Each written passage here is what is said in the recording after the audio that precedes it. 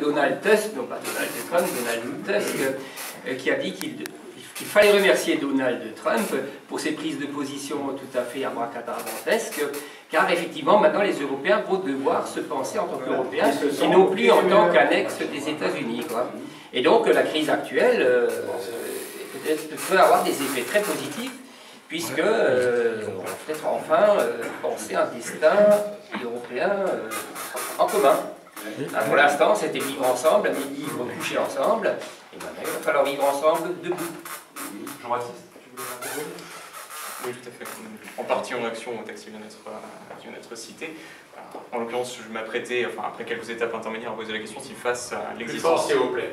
Pardonnez-moi. Si face à l'existence nécessaire, donc selon sa thèse d'un ennemi, eh bien, Freund se plaçait plutôt du côté de la réelle politique ou de la belle politique, pour employer des termes idéologiques d'origine allemande. Il semblerait que ce soit plutôt la seconde option, en l'occurrence. Entre la réelle politique et la belle politique.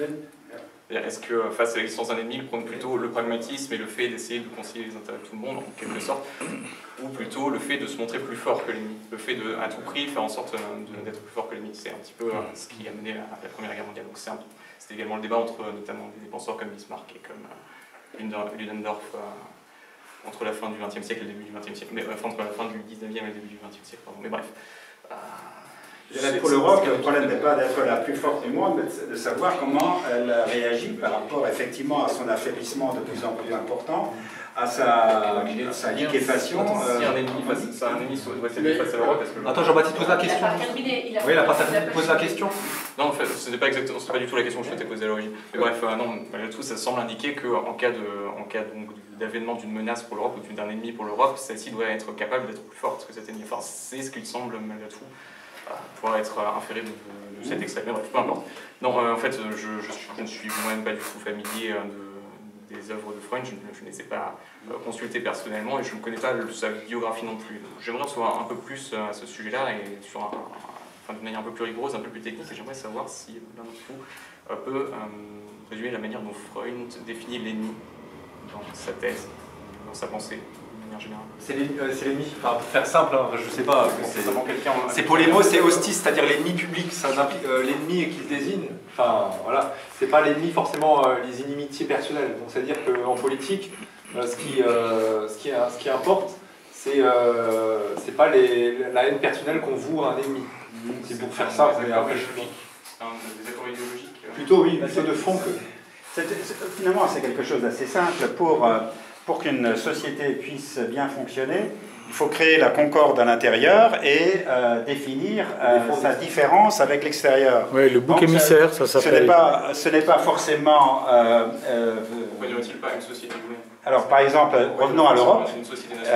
Ce qu'il a reproché à l'Europe, c'est justement son incapacité à la fois de se définir elle-même autrement que par des notions abstraites, la démocratie, le droit, etc., et par l'incapacité de se définir comme un territoire, donc avec des limites, et donc de définir des non-européens. Ce n'est pas forcément un ennemi, mais si l'on veut que l'Europe existe, du moins je pense que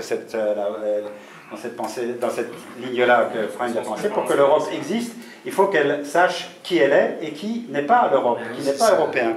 Or, nous avons une conception de l'Europe qui fait qu'il n'y a pas de limite à l'Europe, il n'y a pas de caractéristiques de l'Europe, puisque la façon dont on définit l'Europe peut définir n'importe quelle société démocratique organisée par le droit. Qui anéantit toute possibilité d'une société humaine. Oui, à un moment donné, je crois que c'était Rocard, quand on questionnait sur l'entrée de la Turquie ou non, moi je pense qu'il avait tendance à définir l'Europe, il n'a peut-être pas dit les choses comme ça, mais c'est une société occidentale. En somme, toute société occidentale, c'est l'Europe et vice-versa. Mais maintenant, en plus, tout est mélangé aussi. Hein. Il y a beaucoup de gens qui viennent d'ailleurs, qui n'ont pas les caractéristiques européennes d'abord. Et qu'aurait pensé Freud du fameux slogan européen tous différents, tous égaux? Oui, c'est de l'impolitique, dirais-je. Oui, qu'est-ce que ça révèle? Monsieur. En fait, j'ai fait beaucoup d'éthologie dans ma vie. En réalité, Freud avait une sensibilité éthologique. J'appellerais ça aussi un des aspects de son réalisme, quoi. Effectivement, il n'imaginait pas qu'un peuple puisse vivre sans territoire, sans frontières, sans identité, que ce soit culturel, que ce soit économique, que ce soit, etc. Et il ne pouvait en aucune façon imaginer une société humaine globale. C'est un argument d'incrédulité personnelle. Je ne peux pas imaginer ça, donc ce n'est pas possible. C'est pas comme ça que ça marche dans la logique. Il ne pouvait pas l'imaginer parce qu'il avait une sensibilité de la vie et des êtres vivants. Par exemple, chez les primates, et en particulier chez les chimpanzés dont nous sommes proches, ils vivent également en groupe, et en groupe défini. Je veux dire, ils ont des amis et ils ont des ennemis. C'était pas le cas des bonobos. Les bonobos, pareil. Les bonobos vivent en groupe et ils se... On n'est pas des singes. Ils ont des tendances naturelles au partage, non pas à l'affrontement, parce qu'ils se trouvent dans une situation de potentielle rivalité. Parce qu'ils se sont développés dans un contexte où ils étaient isolés, il n'y avait pas de rivaux naturels, il n'y avait pas d'espèces qui constituaient des rivales. Donc ils ont préservé leur gène en quelque sorte par une sorte de solidarité plutôt que par l'affrontement. Et vous êtes là carrément dans le politique, monsieur. Non, bien sûr. Vous êtes en train de... Je suis un naturaliste. Parce qu'il suffit qu'il y ait quelqu'un qui vienne vous dire « je ne suis pas d'accord avec votre thèse », c'est d'Humanitas, etc., d'Universum, et quelqu'un qui vient et qui affiche une thèse contraire, opposée, on est dans le pluriversum. Et à partir de là, vous avez déjà la diffraction, et vous êtes dans le politique à condition que nous ne soyons pas seuls, l'un avec l'autre, si vous voulez, mais qu'il y ait des groupes, puisque le problème politique, c'est ce qui vient d'être soulevé, c'est pas privé, c'est pas un affrontement de bar à bar, comme ça vient d'être fait, c'est... Schmitt a écrit quelque part, et public, ce qui est un degré d'association et de dissension, c'est-à-dire qu'il faut un agrégat. Nous ne sommes pas assez politiques ici, si vous voulez. C'est du nombre, c'est de la puissance, c'est de la violence, etc. pour faire cela. Mais à partir du moment où ces données sont fixées, on est dans le politique. Et l'affrontement axiologique que vous proposez est précisément une des raisons d'un possible de politique. Alors, je ne présente pas du tout la thèse sur laquelle il existe une société humaine globale et unique. Je dis simplement qu'en excluant cette possibilité, enfin je veux dire que Freud exclut cette possibilité sans argument valable du point de vue de la logique et du débat probatoire. Je dis à vous que tu es kantien. J'allais justement le dire, si vous permettez, de préférence. Ce monsieur-là qui Je m'excuse d'avoir la question la plus courte et la plus simple de la soirée. Vous avez fait une remarque sur les rapports Heidegger et Freud. Moi, je ne vais pas parler d'Heidegger. Non. Absolument rien. Il ne pouvait pas y en avoir, d'ailleurs. Qui a sombré l'esprit. Ça a été cité quand même. Mais portez le béret. Portez tous les deux un béret. C'était vraiment extrait. Si c'est la seule différence, alors j'ajoute encore une deuxième remarque. En 68, à Sciences Po à Paris, il était au programme du CES, certificat d'études politique, qui était un cours pour les étrangers pendant une année, un cours de philosophie. Le cours contenait à peu près tout sur Heidegger, sauf...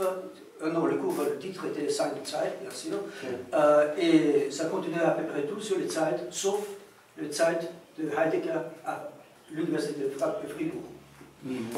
Et je crois que cette Zeit-là, Heidegger était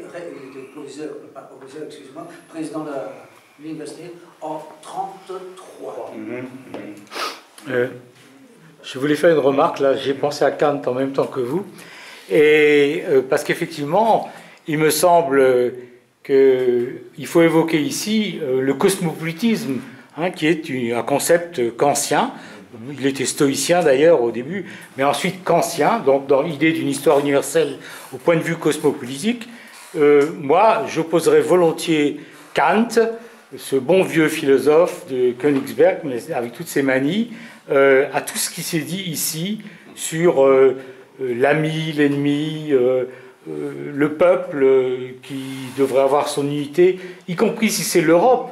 Bon, moi aussi, je n'aime pas la politique de Trump, mais si on veut me faire dire que Et je souhaite que les pays européens ne suivent pas Trump dans ce qu'il vient de détruire là avec l'accord sur le nucléaire iranien. Je ne crois pas d'ailleurs qu'ils le feront. Ils sont effectivement trop faibles pour ça et trop désunis, surtout dans cette trop grande Europe. Mais en tout cas, je ne voudrais pas que, au fond, à un empire succède un autre empire. Et qui, surtout quand on dit, comme Jean-Marie Verling l'a dit à l'instant, que effectivement, pour se constituer en un quelque chose, en un, eh ben, c'est toujours contre un deux, un autre. Hein. Et alors je me demande, qu'est-ce que c'est que le christianisme de Freud, là, question vraiment sincère, parce que c'est quand même dans l'Ancien Testament, enfin, qu'on dit tu aimeras ton prochain comme toi-même. Hein, et il n'y a ni juif, ni grec, ni homme, ni femme, etc.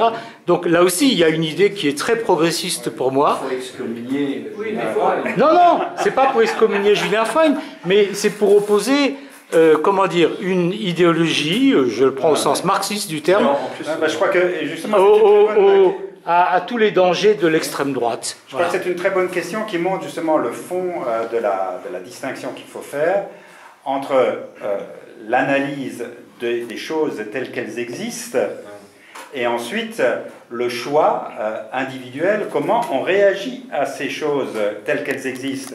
Mais confondre le sein et le solen, confondre ce qui existe et ce qui devrait exister, ne peut que conduire au désordre d'une certaine manière. Hein. Il faut, ce que Freund dit, c'est il faut reconnaître son ennemi. Il ne dit pas pour autant qu'il faut le tuer, qu'il faut l'assassiner. Mais et Jésus n'a jamais dit qu'il faut tout mettre dans un même sac et ne pas reconnaître la réalité des choses. Jésus a par exemple fait une parabole, il a dit, eh ben, si un roi va en guerre contre un autre roi, et s'il se rend compte qu'il est trop faible pour gagner la bataille, eh ben, il faut aller négocier. Hein, voilà. Justement, je voulais conclure la paix. C'est la condition de la paix, c'est la reconnaissance de l'ennemi. Et justement, pour faire le parallèle entre Freud et Kant, Freud, pour justifier son choix d'aller à Villers, il disait Kant, il philosophait depuis Königsberg, moi je philosophe depuis Villers. Et pour l'étymologie de catholique, c'est aussi universel, effectivement. Oui. Donc, pour faire. C'est la bonne chose du catholicisme.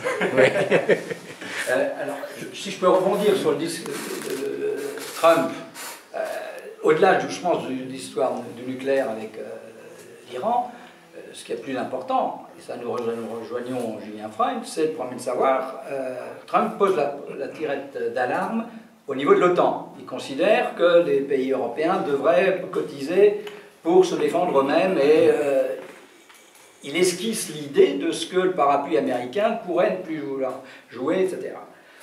Julien Freund disait qu'il n'y a que le militaire qui fédère. Hein. Je ne sais pas comment vous allez l'apprécier d'un point de vue étymologique, mais enfin, why not hein. Donc la question militaire va devoir se poser. Est-ce que politiquement il va être décidé de consacrer une partie du budget à réarmer, enfin, toutes les choses, etc. Donc, je pense que ce serait une actualisation tout à fait intéressante et qui permet de jeter la question de la violence dans le débat. Et c'est cette question qui me fait qu'à mon avis, j'ai un problème avec ce que vous venez de dire. Maffezoli et Freund ne sont pas fâchés, ils n'ont pas pu, à mon avis, se fâcher en 68. J'ai pas dit en 68, j'ai dit en 74 ou 75. Mais en 78, ils vont tous les deux écrire sur la violence. Oui, Julien Freund, c'était Utopie et violence, et Maffezoli, avec patron de thèse, Julien Freund, la violence fondatrice. Hein. Bon, donc ils ont pu ne pas être très d'accord. Je peux vous dire que Maffezoli est toujours très révérencieux vis-à-vis de Julien Freund. Donc il n'y a pas de problème là-dessus, sauf peut-être sur le choix tactique, ça c'est possible. Hein. Voilà. J'aimerais peut-être pour finir poser la question si ces différentes catégories freudiennes ne pourraient pas aussi être utilisées pour analyser la situation de l'Alsace, puisque nous sommes en Alsace. Hein.